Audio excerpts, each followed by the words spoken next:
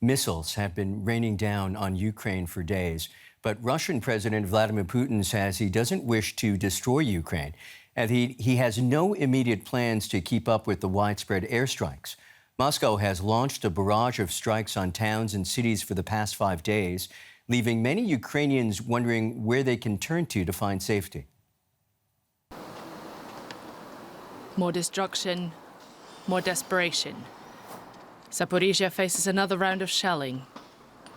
After days of continued attacks, the cleanup will be massive. You know what I can tell you? We got used to the missile strikes. The only thing is, we are told to hide. Hide where? We don't have any place to hide nearby. You can't hide in the cellar because you'll be trapped by debris and no one will find you. So we go outside and we wait until it's over. This fresh missile strike on Zaporizhia is part of a continued barrage. But Russian President Vladimir Putin says the high-intensity attacks in Ukrainian cities will not continue. There is no need for massive strikes, at least for now. We'll see from there. Putin also declared his massive mobilization of Russian troops is almost complete. This work, the mobilization, is coming to an end already. As of now, 222,000 of the mobilized are already joining the armed forces. Of the 300,000, I believe that within 2 weeks, about 2 weeks, all mobilization activities will be completed. In recent days, Ukraine has retaken much of the Russian-occupied Kherson region. Following those land gains, Russia is now urging civilians to leave Kherson. The presence of a large number of civilians makes it difficult for the military to maneuver, and most likely, shall we say, it's dangerous for life. Kiev fears the call for the civilian evacuation in the region could precede an escalation in Russian attacks. For more analysis, I'm joined by Mike Martin. He is a War Studies Fellow at King's College in London. Mike, good to see you again. Vladimir Putin says no more massive strikes. What do you make of this statement? It's a bit confusing. It's a bit difficult to tell. I mean, there are a few schools of thought. One is that Russia is running out of the precision munitions that it needs to hit, say, a building in a particular city. And the reason for that, of course, is the sanctions, because some of the high-tech kit hasn't got through.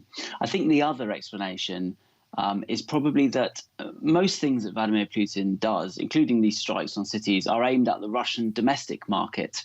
And because Russia had those setbacks that you just spoke about in your package in Kherson and in the north, they needed to regain the initiative with their own population. And one way of doing that was by launching these massive strikes. And now, in a sense, they've done that. They've achieved that objective with the domestic population. And so now they can move on.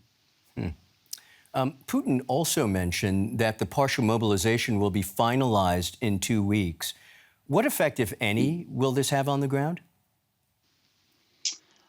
Very little. I mean, the reason it's been curtailed is because it was causing huge problems within Russia. In fact, the political problems it was causing within Russia were far greater than any military gain that Russia could get on the battlefield in Ukraine, as many people have left Russia as have been mobilized.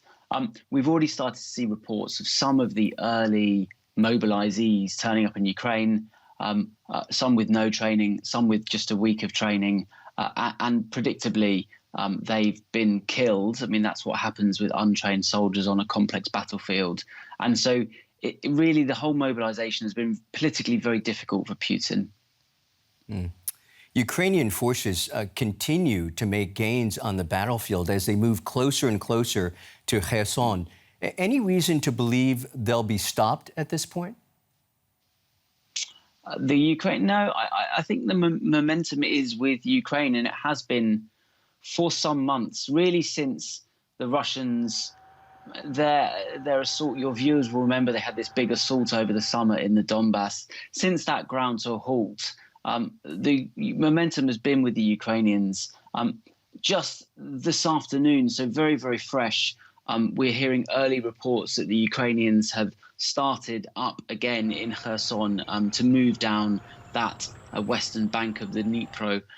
So it seems that actually over the next week or so, we're going to see a renewed Ukrainian push. And I don't really think that the Russians are in a state to stop them. You'll remember last week the Kerch Bridge was destroyed. That was the main supply line to Kherson. And now the Ukrainians are able to go on the offensive, and the Russians have many less supplies to defend themselves. I don't really see the Ukrainians being stopped by the Russians in their current state.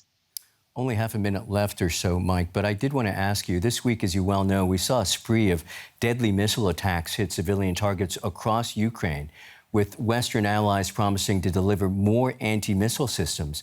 Can we expect civilian deaths to decrease? We can, but it will take time. So from a politician promising, assuming that that kit is in stock and ready to go, it will still take 2 or 3 weeks for it to get there. But once it gets there, it will definitely result in fewer civilian deaths.